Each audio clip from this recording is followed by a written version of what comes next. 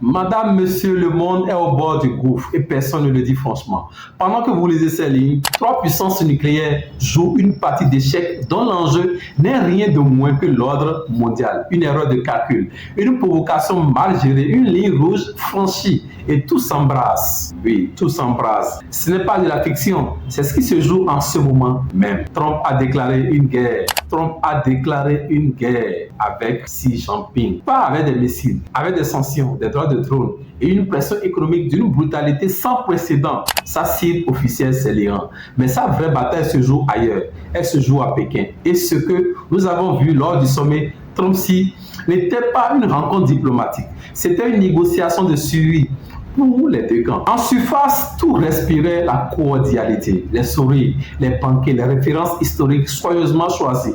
On rappelait 1784 et l'arrivée du premier navire américain en Chine. On parlait de respect mutuel, de relations historiques, de partenariat naturel entre deux grandes civilisations. Les images étaient parfaites, le récit bien mûri. Mais un expert qui observe la Chine depuis plus de 30 ans ne regarde pas les images. Il écoute ce qui n'est pas dit. Il pèse les silences. Il décrypte les mots choisis dans une langue où chaque caractère est une âme. Et ce qu'il a perçu lors de ce sommet l'a profondément alerté. Deux signaux ont été émis. Deux signaux que la plupart des observateurs ont minimisés. Et pourtant, ces deux signaux pourraient tout changer. Ces deux signaux pourraient tout basculer. Commençons par comprendre pourquoi cette rencontre était inévitable. Trump a engagé une stratégie de pression maximale contre l'Iran, des sanctions d'une sévérité inédite, des exportations pétrolières iraniennes quasiment coupées du marché mondial, une asphyxie financière calculée pour forcer Téhéran à capituler sur le nucléaire, pour provoquer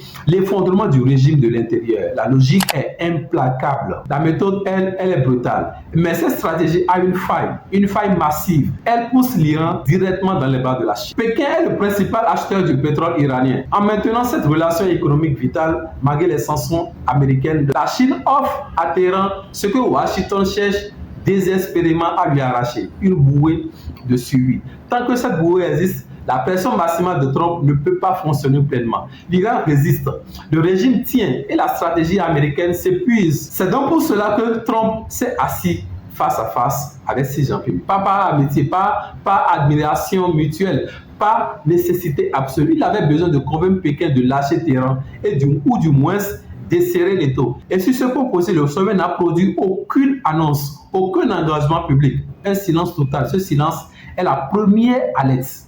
La deuxième alerte est encore plus grave. Elle concerne les terres rares. Voilà une réalité que peu de gens mesurent à sa juste dimension. La Chine contrôle l'essentiel de la production mondiale des métaux et aimants qui font fonctionner l'industrie mondiale. Moteurs de turbines, véhicules électriques, équipements militaires de haute précision et jusqu'au moteur de l'essuie-glace de votre voiture. Tout dépend de ses composants. Et la Chine le sait depuis très longtemps. Il y a un an, Pékin a imposé un système de licence d'exportation pour bloquer ses aimants industriels vers les États-Unis. Un moratoire d'un an a été négocié à contre-cœur pour éviter l'escalade immédiate. Ce moratoire expire très bientôt. Et lors du sommet, au plus haut niveau entre les deux premières puissances mondiales, le sujet n'a pas été mentionné une seule fois publiquement. Pas un mot, pas une allusion, rien, il n'y a rien. Ce que cela signifie concrètement est vertigineux. Les usines américaines pourraient se retrouver dans l'incapacité de fabriquer des moteurs. Les chaînes de production entières pourraient s'arrêter et la Chine n'aurait pas tiré un seul coup de feu. C'était ça la guerre du 21e siècle. Elle ne se déclare pas. Elle s'impose composant par composant, licence par licence, silence par silence. Mais le signal le plus déçu de ce sommet est venu de là où personne ne l'attendait. Du tout pas, Taïwan.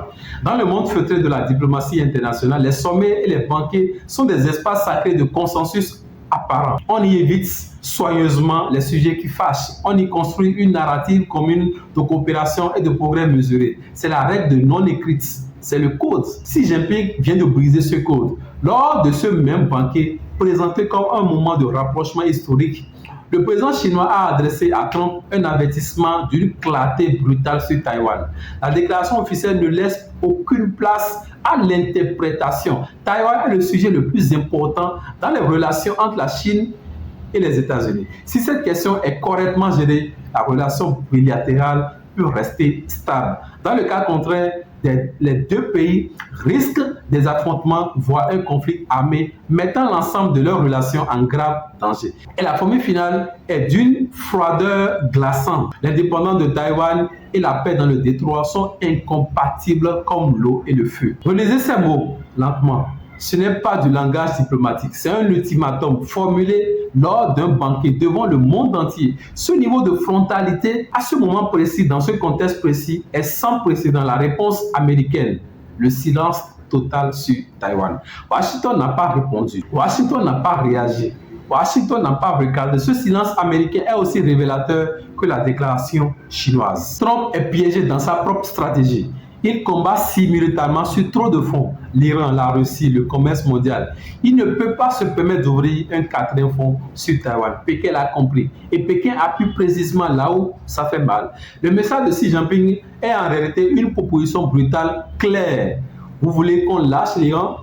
Très bien. Alors ne touchez pas à Taïwan, ne livrez plus d'armes, ne jouez plus avec nos lignes rouges. Le but de notre coopération sur l'Iran, c'est votre retrait progressif de la question taïwanaise. Signer ou assumer les conséquences, c'est le grand jeu et il se joue maintenant. Le baromètre des prochains jours sera militaire. Depuis 1 an et demi, la Chine envoie régulièrement des bombardiers et des navires de guerre autour de Taïwan. Une pression systématique, méthodique, conçue pour normaliser sa présence militaire dans cet espace. Si après ce sommet, ces patrouilles s'arrêtent ou diminuent significativement, c'est qu'un accord tacite a été conclu dans les coulisses. Si elle continue ou s'intensifie, la rencontre n'aura été qu'une mise en scène. Et la tension montera d'un cran supplémentaire. Regardez les bombardiers, pas les communiqués. Ce que nous vivons en ce moment est la convergence de 3 crises simultanées. La crise iranienne, qui menace la stabilité du Moyen-Orient et les équilibres énergétiques mondiaux. La crise commerciale